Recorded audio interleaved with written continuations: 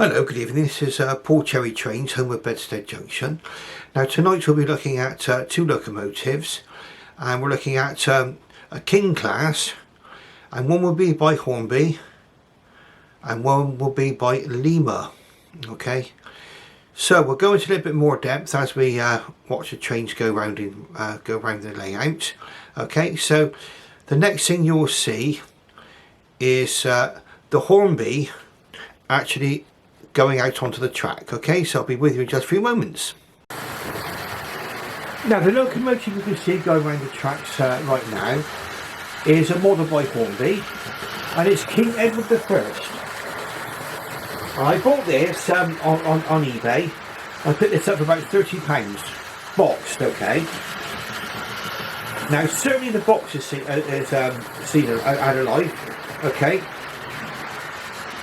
but the box is mainly complete, and we're looking at our 078 GWR 460 King Edward I. Model Junction. Somebody got this for £24.99 by the look of it. Quite how long ago that would have been. I paid about £30 for this, including postage. But anyway, it didn't come with the instruction sheet, but I'm pretty well acquainted with the Hornby motor, so that wasn't too bad for me. I'm going to try and find that. And also it came with this lovely inserts here, giving you the model there. GWR King Class 460 King Edward I. A very powerful express passenger locomotive introduced by the GWR in 1927. Now, that's all the information you had on this, okay, on the actual train itself. And these appeared in the as far as I'm aware, in the 1978 and 1979 catalogue. Okay, that's the only time that King Edward I appeared.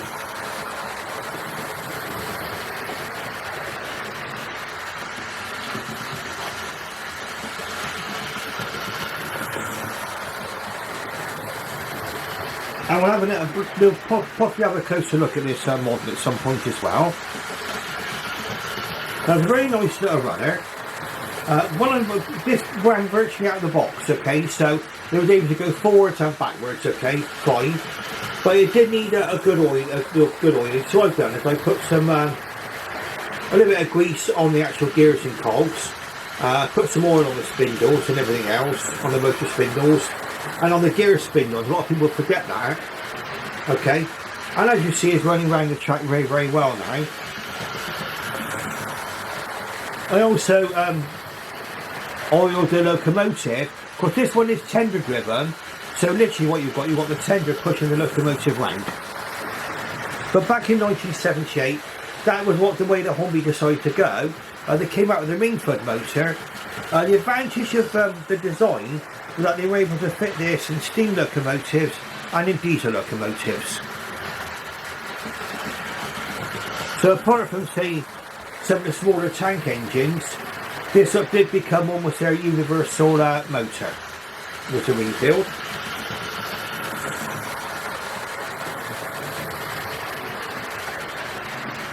And as I'm running this, it's running better and better and better.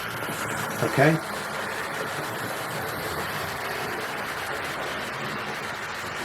And this gives you a good idea about what kind of thing I was able to get hold of when I started doing my model railways back in the early 1990s.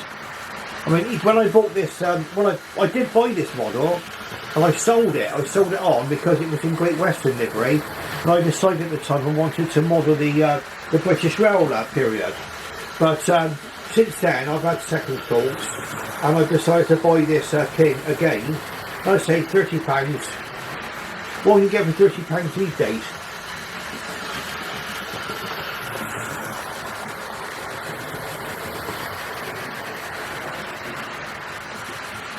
I've seen some places charging that for a burger.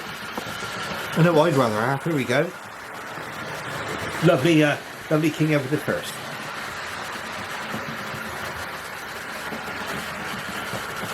Now these models were meant to be used, meant to be run, and meant to be played with.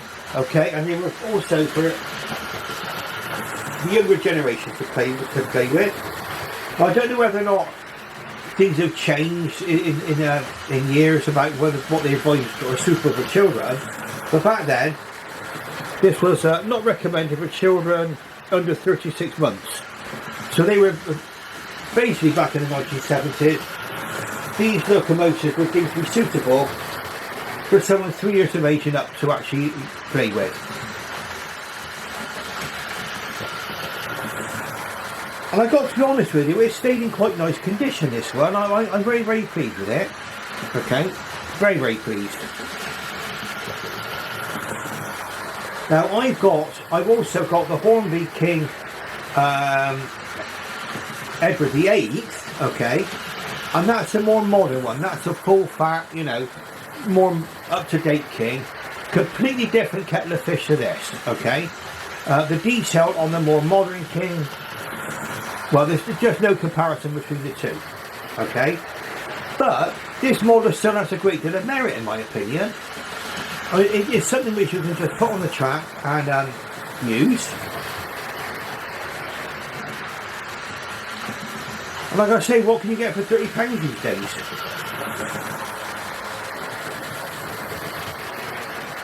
It's a 460 locomotive, and the King class was the most powerful locomotive produced by the Great Western Railway. And they were built in a response really to the Lord Nelson class of the Southern Railway. First of all, the GWR held the crown for tractive effort with the Castle class. Then the Southern Railway produced the Lord Nelson class, and then the Lord Nelson class was finally trumped by the King class.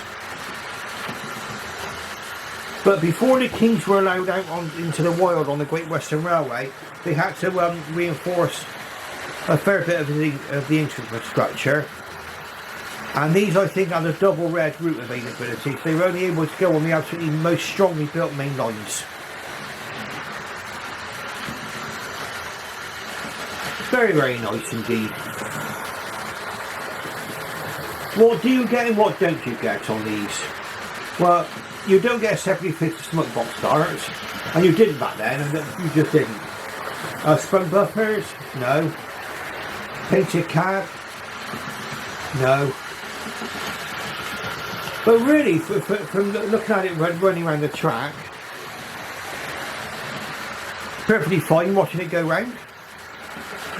You've got the copper cap chimney represented, the brass safety valve cover, and the whistles. And it's also got cab glazing, this particular one,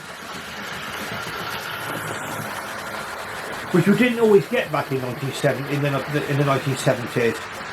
My Hall class, my Albert's Hall, did not come with cab glazing, whereas this one did.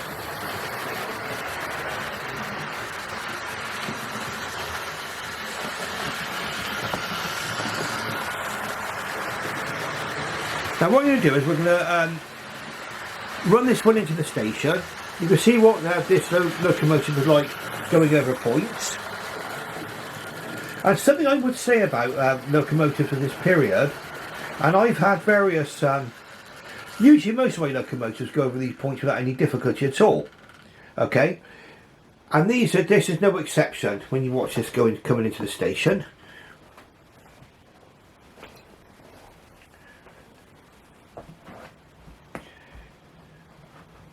This locomotive has no problem with points at all.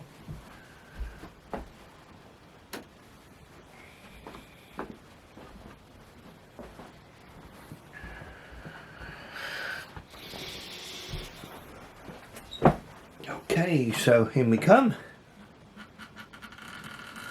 You can hear it, of course. I mean, it's running at low speeds. And a lot of the refurb motors do make that noise, there's nothing to worry about. Yeah, in it comes. It probably will quieten down with extra running. Right, now what we got now is a chance to see these two locomotives together on the track tonight. So you've got your King Edward I there, and here we got their deadly rival of the time, Lima. Okay, now Lima came out with their own version of the King, and there's the King George V. And it's my belief that this model came out in 1978. So they're both of the same period. So you can kind of imagine both manufacturers going head to head. On first glance, the one thing you'll see on these locomotives is that you don't get the cab glazing on the Lima version, but there's lots of other things that you do get, so we'll go into that in due course. What we're going to do is we're going to watch the Lima locomotive King George V perform, and then we might have a look at both locomotives up close and personal, because it does give you some idea about how modern railway locomotive design was evolving. Now also Lima's locomotives like this, tender locomotives, will also be tender powered. Okay, so they also put their own version of the Ringford motor into their locomotives. You can hear that one going out of the station now and see it.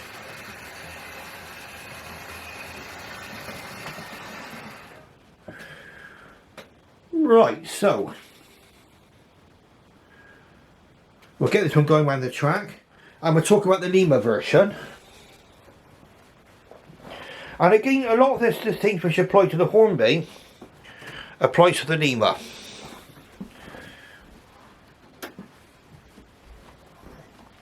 Now, Hornby is a British company, and at the time Hornby were producing their locomotives in Margate. Now, Lima are an Italian company, but they did model a lot of British stuff. Now you can hear the different motor. A little bit louder, I venture to say, okay, but still not a bad little runner, okay. I bought this again, it was an eBay purchase, and I think I bought this for about £30 as well. So again, I've got two locomotives I can run on my layout. Really about half the price that I paid for my King Edward VIII. But King Edward VIII is a fantastic model. That's the new Hornby one, okay. This is Lima. Now of course Lima are now owned by Hornby. Or at least Hornby owns the name Lima. Lima actually stopped Lima stopped producing modern railway items in around about 2004. But up until then, I mean, certainly during the 1970s and 80s, they were producing a lot of locomotives which were of a British pattern. They were originally HO builders. So they decided to move into the double O market for the British market. So this is really for the British market in many ways. It's still a nice runner. What problems would you get with these? Okay, the Limas. Probably the most famous, and this can apply to any locomotive of this vintage. Occasionally you do get something called the deadly Mazak rot, okay? Now what that is Mazak is a material, it's kind of an alloy material, which has been used in the chassis of a lot of locomotives.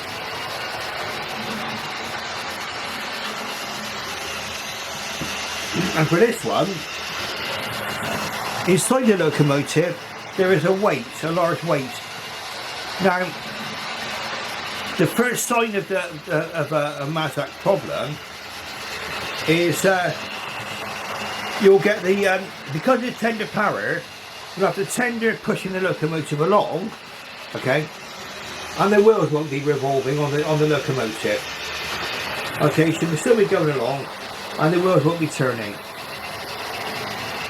And what happens is, because you've got the Mazak problem, the weight inside swells and presses the locomotive bodies or chassis out onto the wheels a little bit.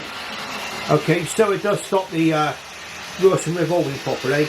The solution to the problem, for me, was to simply take out the weight and fold it down. In fact, that's what a lot of people have done on these. And then you'll more or less restore back to good running order again. But that really is potentially the only problem. The motor runs perfectly well. As far as motors are concerned, I mean, I don't know what experience of other people have been, but generally I found the Lima motors and to be very reliable. I don't think I've ever had a Lima break down on me, ever. I think I can go also with the diesels.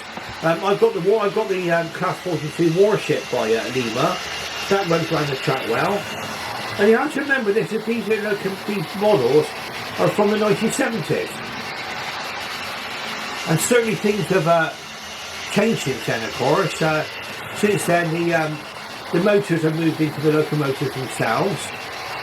And certainly the mechanisms have changed as well quite a lot, so you get a lot more quality running. And of course you've got the DCC sockets are in more modern locomotives, so people running DCC, but these can be converted.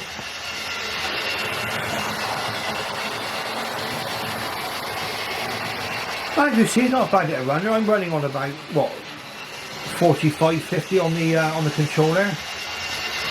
Now, King George V, this particular locomotive, just out of interest, out of the history of it, this one went over as to America to celebrate the anniversary of the Baltimore and Ohio Railway, and it was given a bell.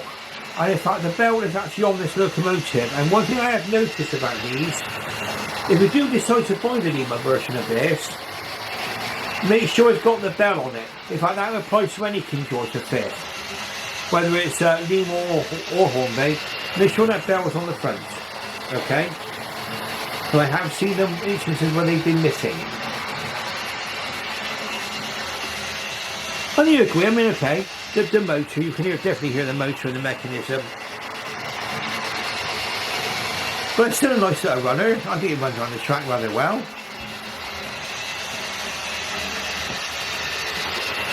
Very nice indeed.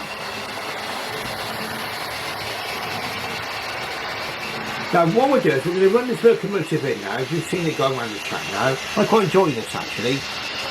And again you'll see what the Lima King is like going over points.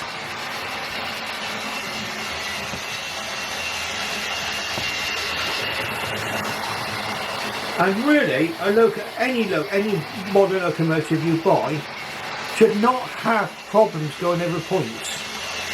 End of discussion. No model should have any problems going over points. And both these locomotives handle points very, very well.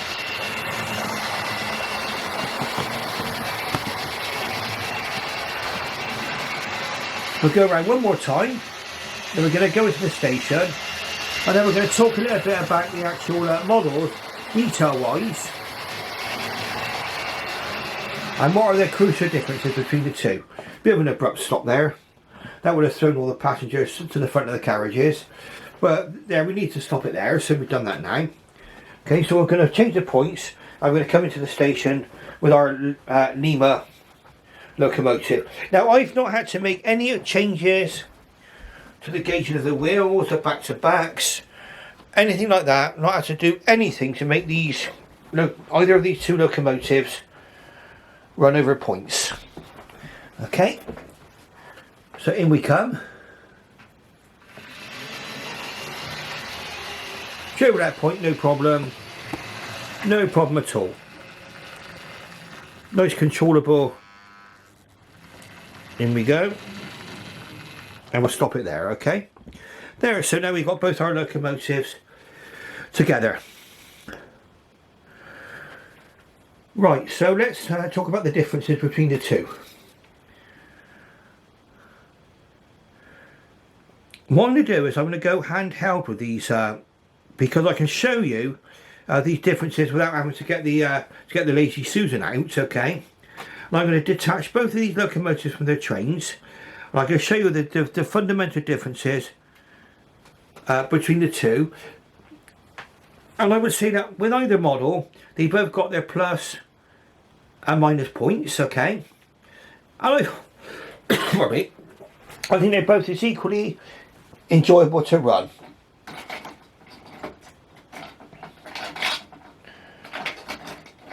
Now, the first thing you'll notice about the Lima is the locomotive and the tender are permanently coupled, okay? So, let's just turn this around slightly.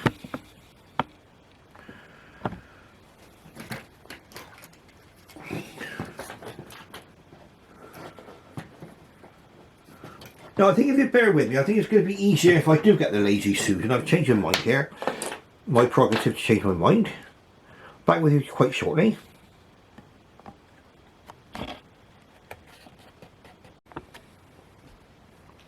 Right, okay, so the first locomotive, I decided to put the Hornby up on the Lazy Susan first. And you can see, first of all, Great Western on the tender. The tender's lined. Got a nice red lining going around it. And you move on to the cab. Now this is a bit of a throwback, this on this Hornby locomotive. This is something they tended to do a little bit here. You've got a rather large wire handrail here. Okay, you can see right on the back of the cab, okay? That piece goes right the way round over the top of the under the top of the cab and down the other side. You'll see that in just a minute. You'll also note probably that the valve gear and everything else is a little bit sort of more robustly built, let's say, than you would see today. A little bit thicker on everything there. But remember, this was designed to say suitable for children 36 months and up. You will see the nameplate there, King Edward I. Very, very nice. Quite well represented. And you just get 6024, which is the number on here. But you do get cab glazing. You can see the cab glazing there. Quite well represented. Now, it's when you get down to the front of the locomotive, you start to see a few compromises, which Hornby actually did. Okay. The steam pipes on here are part of the moulding, okay, the steam pipes. Again, from 1978. A lot of people might not have minded, but probably something you may have noticed, and some of you can remember these going back in the day, there's no gap under the boiler. Okay, so the actual boiler actually continues down to the running plates, okay, and even the lining does. So there's no gap under there represented under the boiler. I think probably they may have taken the view that most people would be looking at this from above, so you wouldn't notice it anyway. But it needs to be pointed out. The copper cap chimney there. Brass safety valve and the whistles. Now you get just 6024 there on the cab, so bear that in mind when we come to have a look at the Lima quite shortly.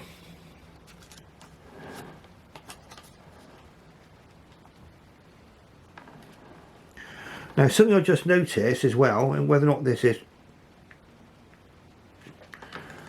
yeah, very strange.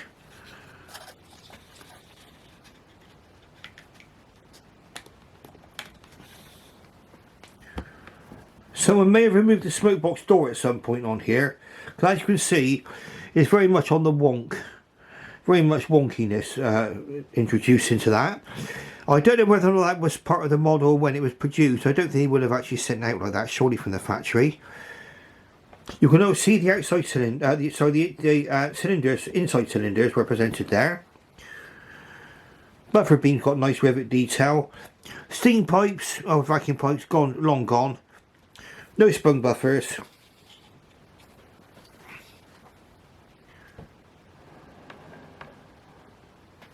Move across to here now, and of course let's zoom out just slightly. So you've got the locomotive there. Again, you can see the moulded on steam pipes in there, and a lot of moulded detail on here, of course. But still, I think nicely lined. Then you get your glazed cab, which a lot of people would have appreciated. Again, down here, we've got your reversing rod there, and I do believe that's metal. Okay, that's a nice touch. And bear in mind, this locomotive is 45 years old.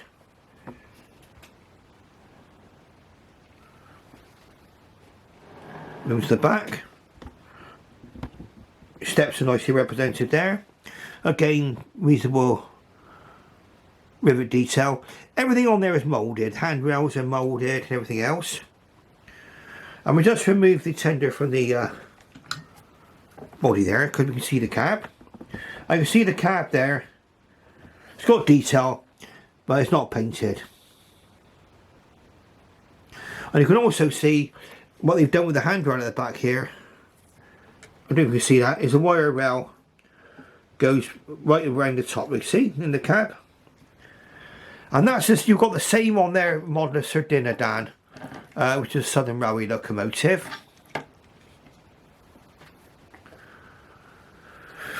Right, now we'll be moving on quite shortly onto the Lima.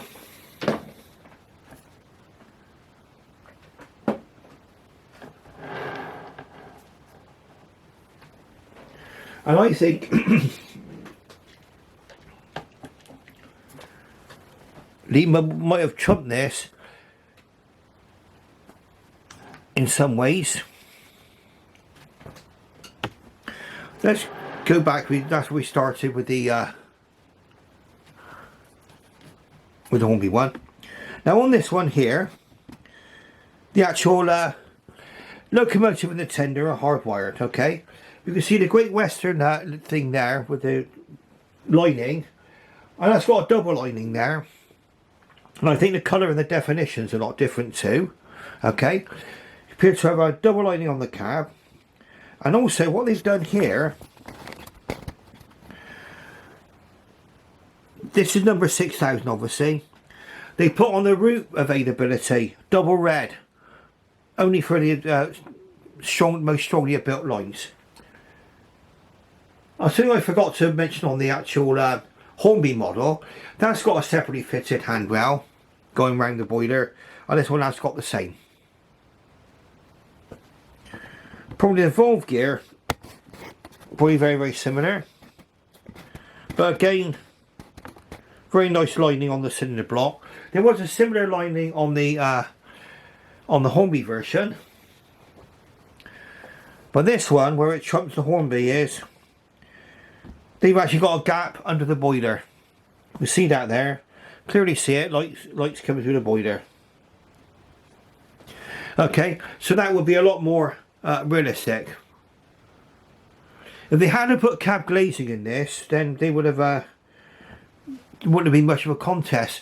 The handrail is a lot finer. Again, they're moulded on as part of the moulding, but then they were back then. Okay. Moving to the front. Again, it's very, very similar at the front. You've got the moulded on detail there. You know, everything's moulded on details. But you move down to the buffer beam there, you've got 6000, and you've got that all-important bell, okay? If you've got King George V, you have to have the bell, okay? Moving around to the other side, the Hornby wins back some points as well, now. Because the Lima version has got a plastic reversing rod. Whereas the Hornby version had a metal one. Again, the cylinders are lining. I think the definition is probably stands out a little bit more on the Lima version. Depends. I mean, you might say that the Hornby one's more subtle. Pays your money, takes your choice. On the back of the tender here. Not much difference along there as well, of course. Great Western there again with the crest, double lining. Back of the tender. Now we've got our vacuum pipes fitted here. Also, you don't get sprung buffers. And the coupling is very, very similar to each other as well. All moulded on detail on the back of the tender as well.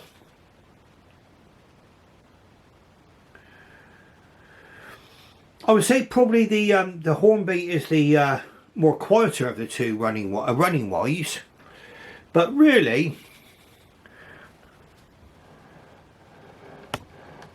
they both come out as more or less equal. I can see why people would have gone for the Lima version, and probably just for want of a cab window, I think they would have probably, you know, like I say, ran away with it. Can't see the cab detail too well from here because the actual tender is permanently attached. We can. There you go. We're in now. Again, nice cab detail, but again, it's none of it's painted. Okay, and remember, both of these are tender powered locomotives. Pardon me. I think the power is actually transmitted through that little piece of wire underneath there. Quite genius, really. You've got all the gear, lots of gears in between the motor and that. You can reach the gears to that actually without removing the chassis top. Just quite nice on this one. But those are the main differences between the two locomotives. Now I'm going to end things here. If you like what you see, please press the like button and subscribe. And don't forget to ring that bell to alert you to further videos that I'll be making. So I'm just putting this carefully on here. And there we are, that's the two locomotives side by side, the two rivals for the railway modeller's affections, okay? Both there. I will straighten that boiler out there, that smoke box. Get that taken off. Okay, so that's your two locomotives there, Hornby and Lima. So, thank you very much for watching, and I shall bid you farewell and good night.